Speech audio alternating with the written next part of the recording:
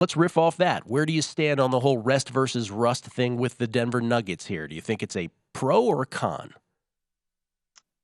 I think it's a pro in this situation. I mean, what do they have? 8 days off, 9 days off? I mean, I think they last played 2 Mondays ago. So it is kind of an extreme case. I mean, this is quite literally as much possible rest as one team could have versus the other in this scenario. So yeah, you worry a little bit about being rusty, but Denver gets this game at home. They've been locked in the entire playoffs. Every time we've talked, we've said Denver's that one team that hasn't had the concerning series or the concerning stretch of games where they just don't look like themselves. I mean, they really have not missed a beat whatsoever going all the way back to round one. So I trust Denver more so than any other team in the playoffs to be ready in a scenario like this. And, Gil, when you look at the numbers here, teams with a 5+ day rest advantage in a playoff series and home court in game one are 8-1 straight up in those game ones. They're also 8-1 to win the series. So the numbers suggest that this is certainly a good thing for Denver. And I agree with that due in part to the fact that throughout these whole playoffs, I mean, the NBA has been compressing this schedule. Like every series has basically been every other night. So I think this is huge for Denver and Miami, only getting 2 days off, having to fly out to Denver, deal with the altitude. I understand why they're big underdogs in game one. I think I agree with all of that. I really do. I think this Nuggets team is just as solid as it gets. And I think that gets to 9-1. I really do on the historical numbers you just gave based on the rest and the home court. Nuggets were $4 favorites. You just alluded to this for the series. Are $4 favorites for the series.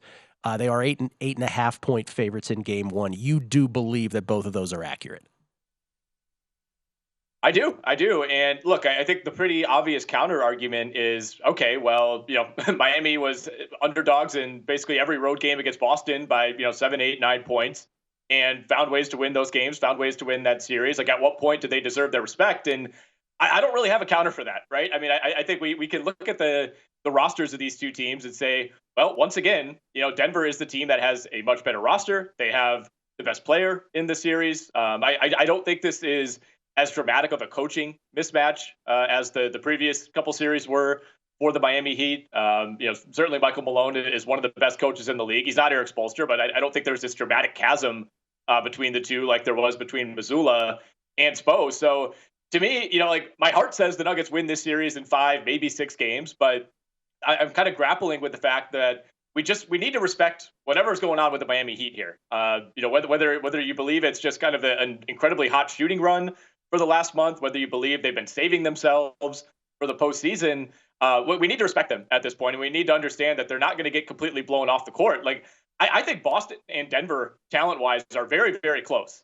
I think the Nuggets would prefer to play the Miami Heat. I think they're quietly, exhaling when Miami won that Game 7 because I think that's the better matchup for them. But then, of course, you could say, well, look, if they think that's the better matchup, they just beat the team that Denver didn't want to play in the Boston Celtics. So as you can see, I'm kind of talking myself in circles here. I'm still struggling to understand like how exactly Miami is pulling this off. And they're going to need to shoot close to 45% from three again, like they did against Boston, if they have any chance to win this series, at least in my mind.